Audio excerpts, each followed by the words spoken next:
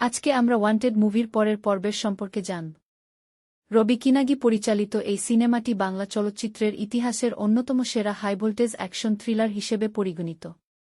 ছবিতে সুপারস্টার জিৎ এবং শ্রাবন্তী চ্যাটার্জি প্রধান চরিত্রে অভিনয় করেছেন। গল্পটি শুভঙ্কর ব্যানার্জি ওরফে রাজ নামের এক দক্ষ পেশাদার শুটারকে কেন্দ্র করে, যে এক রাজনৈতিক হত্যাকাণ্ডের চক্রান্তে মিথ্যাভাবে ফেঁসে যায় এবং পুলিশের ওয়ান্টেড তালিকায় চলে আসে। নিজেকে নির্দোষ প্রমাণ করতে এবং প্রকৃত অপরাধীদের মুখোশ উন্মোচন করতে সে এক সাধারণ গ্রাম্য যুবকের ছদ্মবেশ ধারণ করে এক প্রত্যন্ত পরিবারে আশ্রয় নেয়। সেখানে প্রেম, পারিবারিক বন্ধন এবং প্রতিশোধের এক অসাধারণ মিশ্রণ ঘটে। জিতের দুর্দান্ত লুক, শ্বাসরুদ্ধকর অ্যাকশন এবং তুখোড় সংলাপ ছবিটিকে বক্স অফিসে এক ব্লকবাস্টার হিট তকমা এনে দিয়েছিল।